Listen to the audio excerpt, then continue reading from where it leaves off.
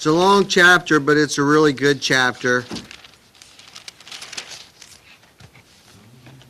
And we started chapter number 31, and I'm going to go ahead and read verses 1 and 2 because we did read that last week before we quit.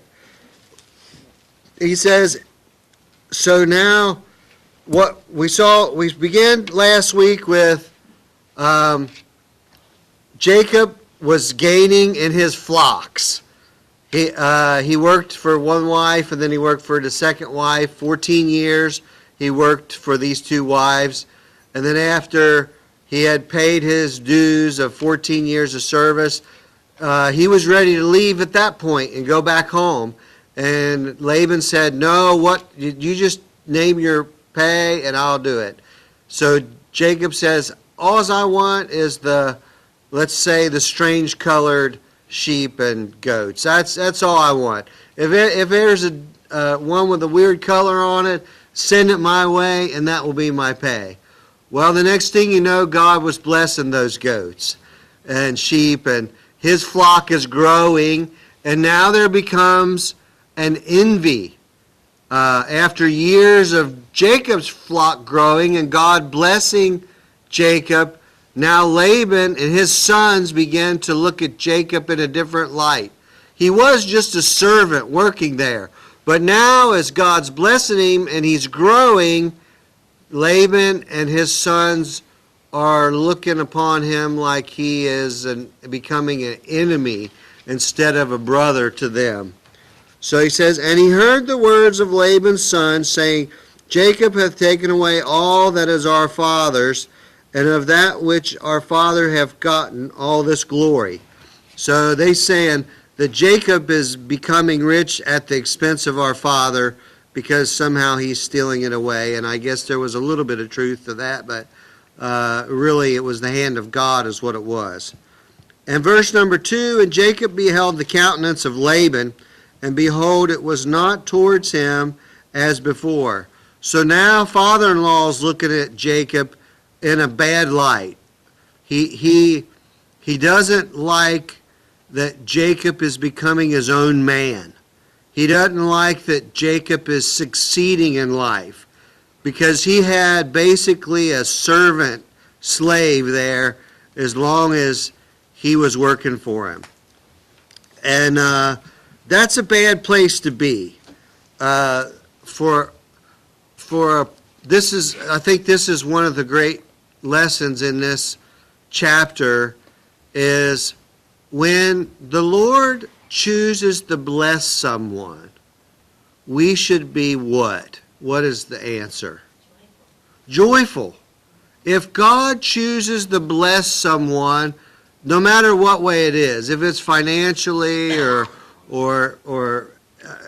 gives them children or whatever it is, we should never be envious of that person because God chooses to do things with us too, and we should enjoy the blessings that he gives us and not look at other. What is it called when we look at others and we are envying? Covetousness. It's against the 10th commandment. God says in the 10 commandments, thou shalt not covet. And that's what that's kind of where this is leading to. Jacob was not coveting, but as God multiplied him, Laban's sons are now coveting what Jacob has, and then now Laban's looking at him like he's taking all my stuff, which is not true. It was what he asked for, and that's what he gave him. So, who would like to read just one verse there, verse 3. The Lord said unto Jacob, return unto the land of thy fathers and thy kindred, and I will be with thee. So, God is seeing Jacob's affliction here. 20 years of serving this guy and being under this guy's thumb, his uncle, actually, is his uncle slash father-in-law, and he's he keeps changing Jacob's pay. He's not treating him in a good way. Although God's using it to bless Jacob, it's not because of Laban. It's because of God. So who would like to read verses 4 through 7?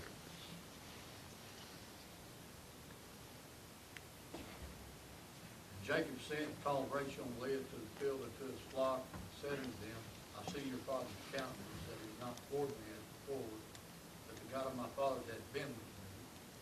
And you know that with all my power I have served your father, and your father hath deceived me, and changed my wages 10 times, but God suffered him not to hurt me. So now he calls his wife's in the field away from father-in-law and says, hey, your dad has done me wrong.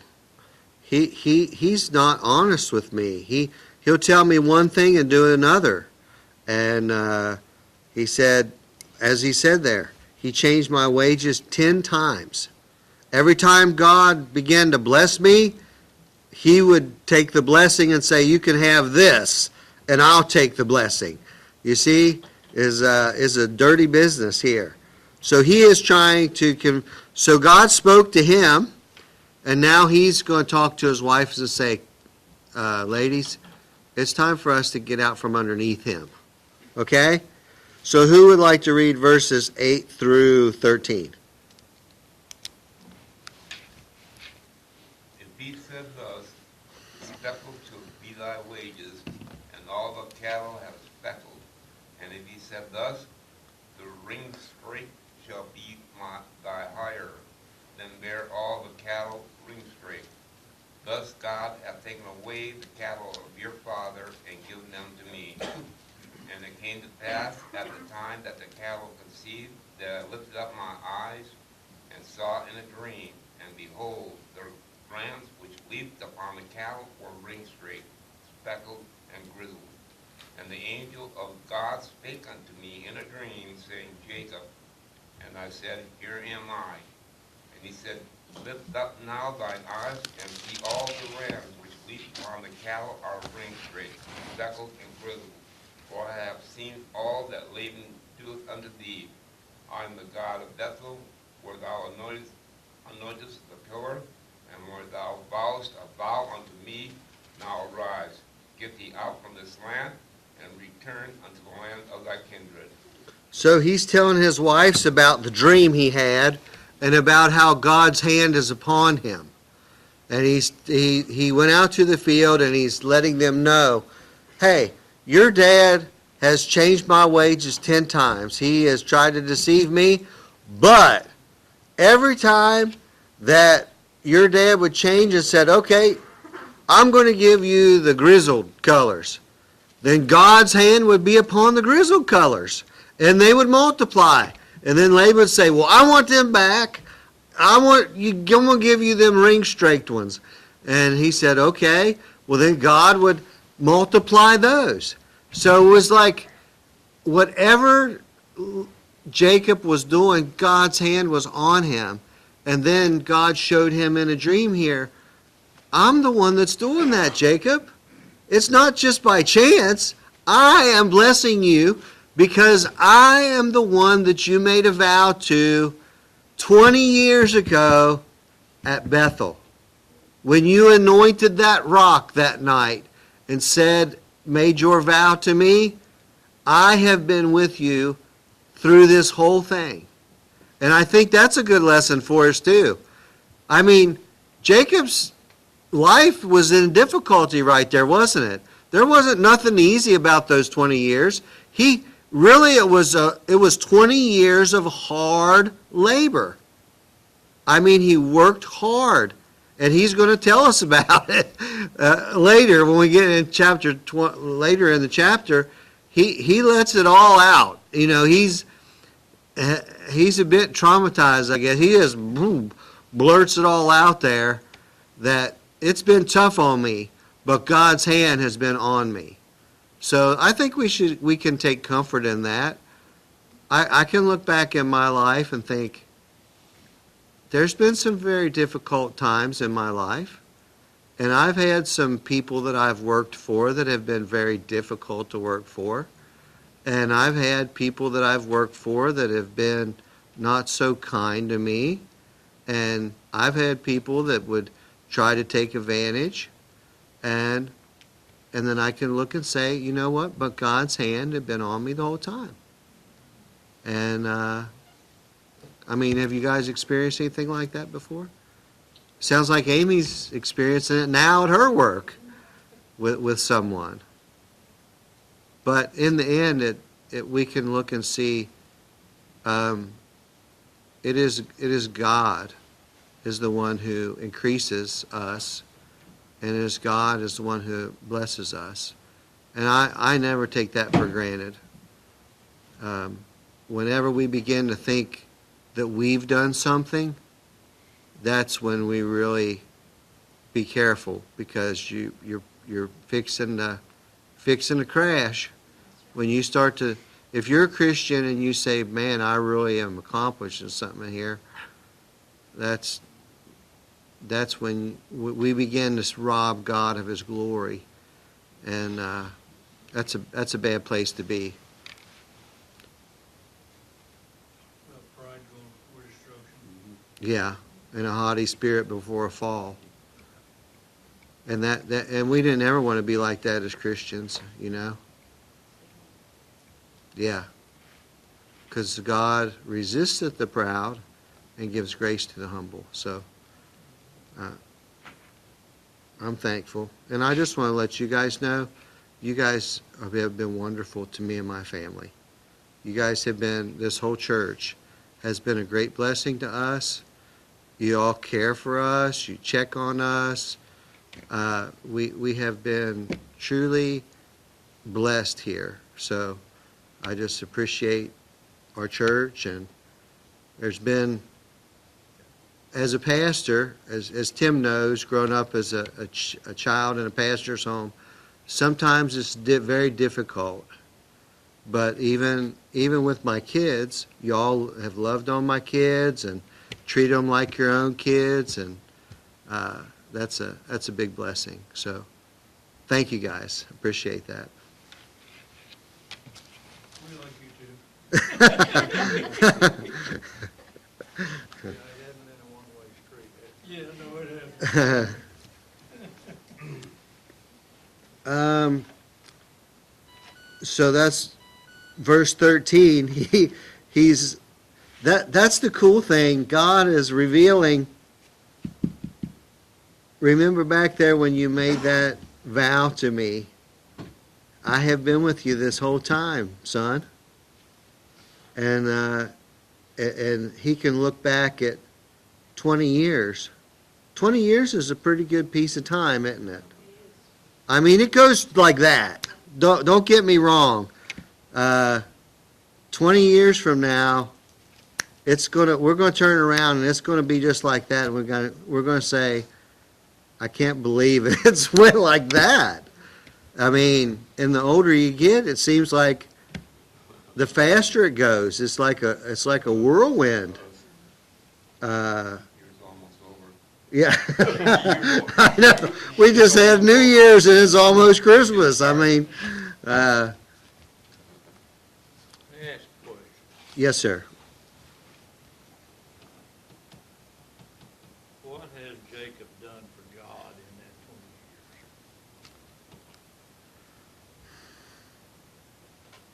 I don't know that he's done anything. I mean, as far as recorded, nothing. About the next 20? I mean, he worships, but that's about it. I mean,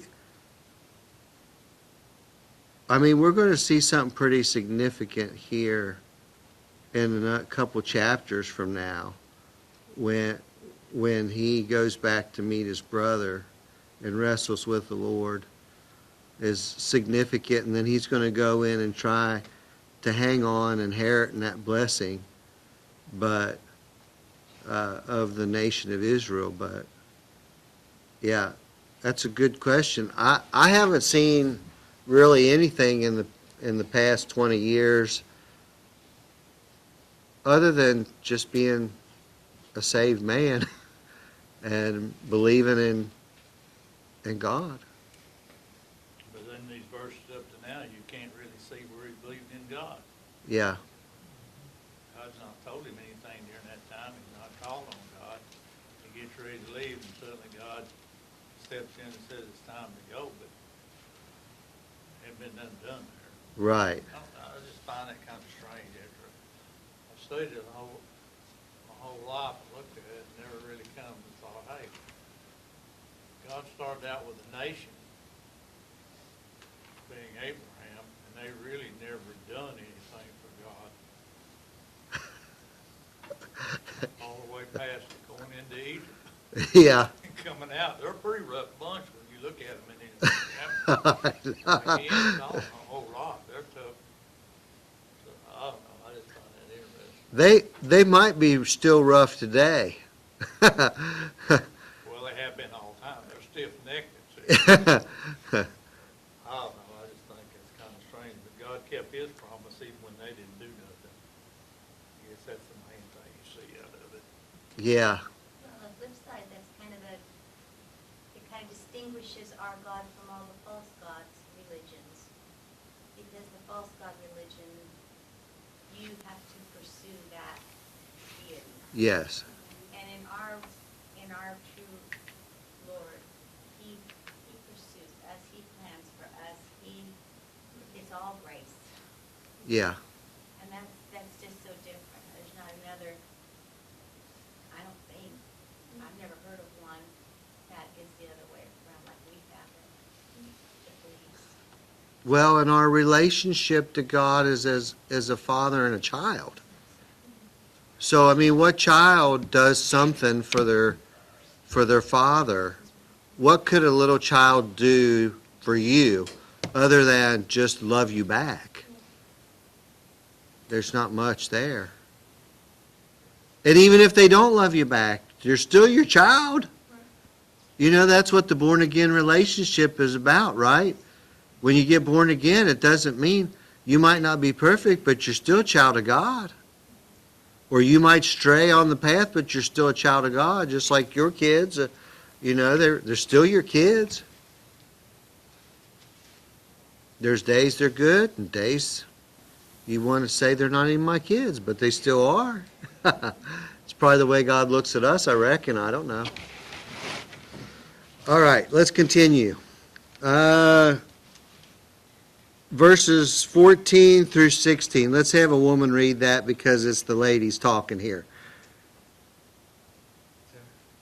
And Rachel and Leah answered and said unto him, Is there yet any portion or inheritance for us in our father's house? Are we not counted of him strangers? For he hath sold us, and hath quite devoured also our money. For all the riches which God hath taken from our father, that is ours, and our children. Now then, whatsoever God has said unto thee, do. So I can kind of see them women sticking their hands on their hips there. Don't you kind of see a little attitude with that? You probably maybe should have read, you read that really too nice there, Amy. Yeah, it was more like, what is, Jacob is giving his spiel here. We're going back home because your dad's been so rough on me and us, and then finally the women speak up and they're like, yeah, you're right. He sold us. He did all this stuff to us too. We have nothing. You know, we're treated as outcasts now. So why not? If God's telling you to leave, then let's go. So, It's not really the motivation that we're after. yeah. I understand that, but if they wanted their husband to follow the Lord, then it should be because he should follow the Lord. Yeah. Not because, well, Yeah. bad year. Yeah. You know? And it's hard to tell if these ladies had a relationship with the Lord. Like, I mean, 20 years, if Jacob was serving the Lord, he should have been telling his wives about the Lord. And apparently, they have, Difficult to tell. huh? It's difficult to tell. It is difficult to tell. Read the next two verses. Yeah.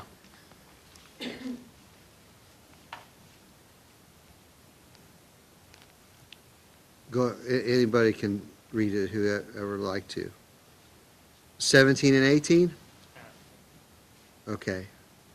Right, yeah, for sure. Who would like to read 17 through 19? And Jacob rose up and set his sons and his wives upon camels. And he carried away all his cattle and all his goods which he had gotten, cattle of his getting, which he had gotten in Dan Aram, for to go to Isaac his father in the land of Canaan. Am I supposed to keep going? Yeah, 19 also, that's the key verse. And Laban went to shear his sheep, and Rachel had stolen the images that were her father's. Yeah. So, Rachel's taking, well, we see where Laban's faith lied in, right? He has false gods. Then now we see his daughter Rachel, the younger one, taking apparently one of these false gods. You know, I've always wondered, did she do that because she was worried about not having one of those around? Because she, you know, because that was her thing? She's kind of a wild woman. She may not have any connection to this deity thing at all. It may just be, gee, if we leave, I know my dad will come back, will come for us. Well, she She believed in seems a close false to her God. dad throughout this. Didn't she? What's that? She believed in a false God here. I don't think his Could very God's well my be. God. Could very well be. So when you said she hadn't done anything for God, the whole family has not served God. Yeah. That's kind of the point I'm making here, which is kind of odd. God was faithful to what he promised him. Yeah. But he didn't do nothing. Yeah. So God come up here and said, hey, get on your donkey and go back where you come from. Yeah. And, you know, if we think about it too, the same lady, Rachel, she was the one wanting those mandrakes because she didn't have a baby. And she said, okay, well, I'm going to, because that was a superstition. These mandrakes were a root that looked like a person. And there was a superstition about that if they ate those, then they would become pregnant. So when Leah's son came in with these roots, Rachel's like, I want them. I want them. So there was no trusting in the Lord at that time, but for her, but we see that the whole process through there, God was the one doing what he was doing. It's because each time it said God opened up her womb, or God closed her womb, whatever it was. So it was all in the hand of God, but apparently they were still, this group of people were still in idol worship, at least to a sense. Now, she is referring to God here, and I guess they may be beginning, maybe this is the beginning of their faith, the beginning of trust.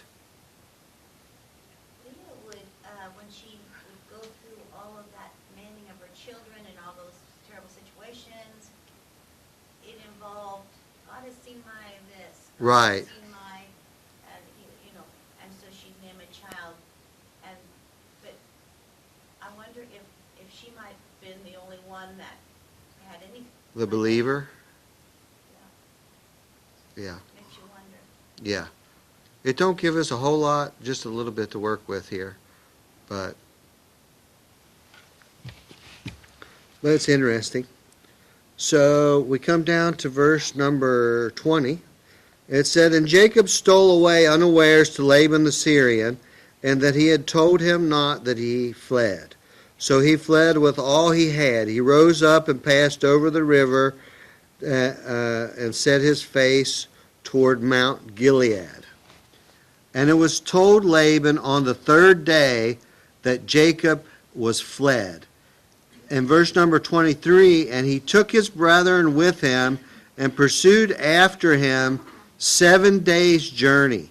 So apparently Padan Aram is up in the southeastern part of Turkey. And Mount Gilead is down in, if it's the same one that I'm thinking of, it's in Jordan. So, and it says here, by the time he catches, it took him 3 days. Jacob was already gone 3 days. And then it took 7 days for him to catch up with him. So this is a pretty good piece of ground they're covering here. He was probably traveling faster than Jacob was because he was chasing him. Oh yeah, for sure. And Jacob had no idea. He was just moseying along. Yeah. Doing his business. Yeah, he probably thought he was pretty safe. I'm 3 days out. I'm getting pretty safe here. Yeah. And then on the 7th day, he's like, oh no, he came. You know, really this reminds you of, think about this, we were recently studying Pharaoh and the children of Israel. And it was difficult for Pharaoh to let the children of Israel go. Well, he finally lets them go, and then he chases them. Well, now, finally, Jacob has decided, along with his wives, I'm done with this. God told me to go home. It's time for me to move. And he begins on his journey, and here comes Laban pursuing after him. This guy is a jerk. I don't know. That's just a bad thing. He's a mean and hateful person, isn't he? Laban is not nice at all. He seems to be greedy. There's almost an evil to him. He was not ever going to let Jacob go.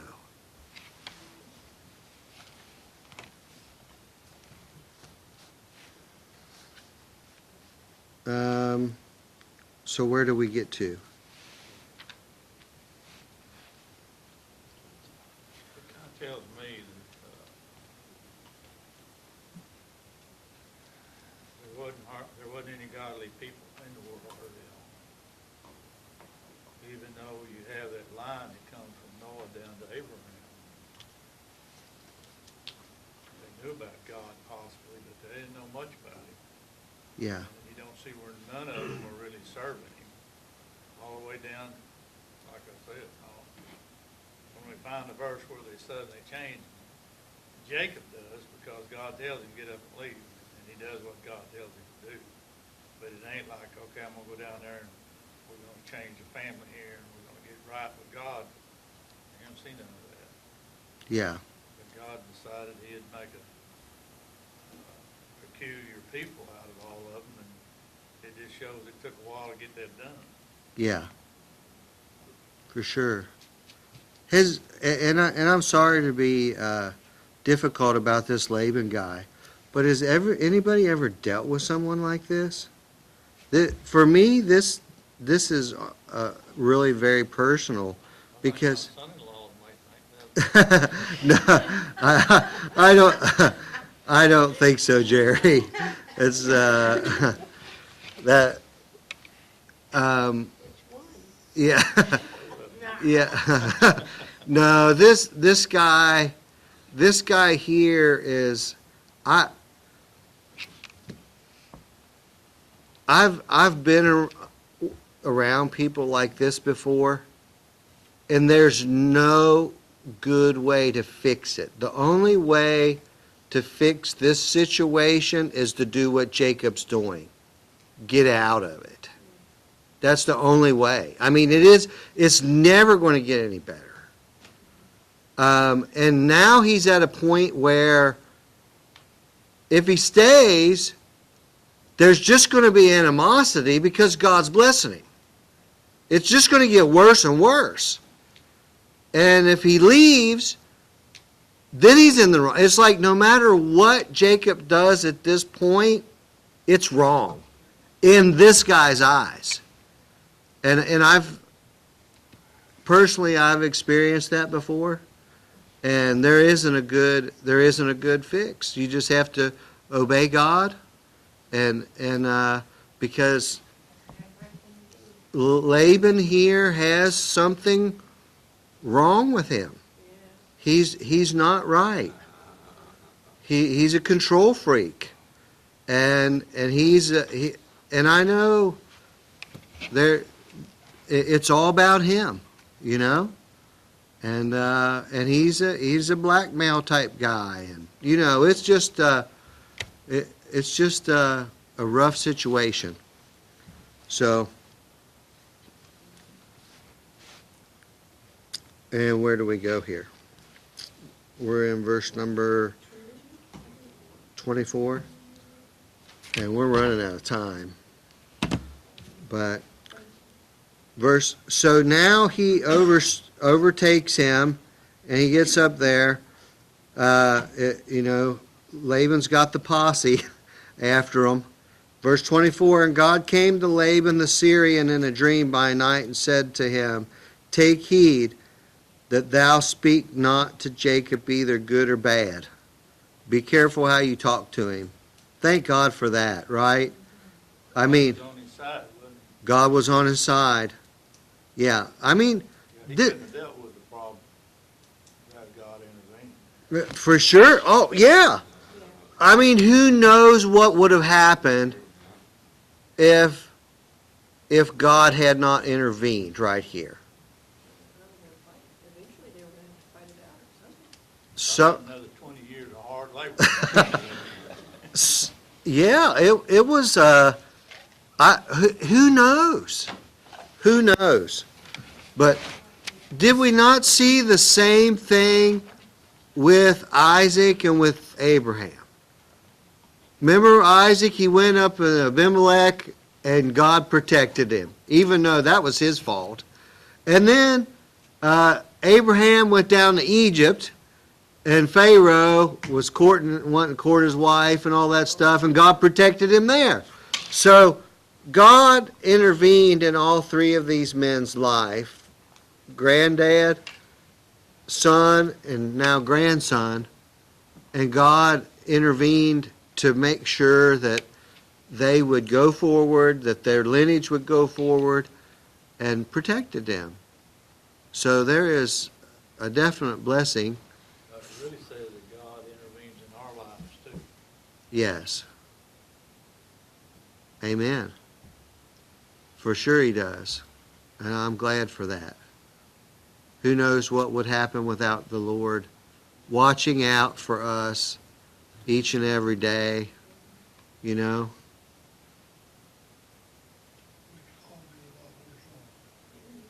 Yeah. One of the big things we have is to come to church and hear the instruction that the Lord has told you to tell us. And if we apply that to our lives, are going to be a lot better. That's one of the tools we have. That's a way of God intervening in our lives. Yeah. Well, and I'm thankful for stories like this because it just, like Brother Jerry said, it just allows us to know we're not perfect in any way. We make mistakes each and every day. But because we're children of God and we've made our decision to be saved and follow Him, He's good on His side of the bargain. He's good. He's going to make it right. So, well, I think that's about all the time we've got. I really thought we would get through a full chapter, but we didn't, so. We enjoyed it. And we could go longer, but we got kids back there. And and they gotta go to school, so we have to be cautious about our time. So. All right. Well, I'm gonna ask Brother Joseph if he would close us in a word of prayer. Yep. Bow your heads. Our Father in heaven, hallowed be your name. Kingdom come, will be done on earth as is in heaven. God, thank you for your word stays true. I pray for each and every prayer request, Lord God, and those that could not make it tonight. And I pray for safe travels back home, and that we have opportunities tomorrow to share others who you are, Lord. And God, I pray this prayer and ask these things in Jesus' name. Amen. Amen. You guys falling asleep over there? No. No, she's been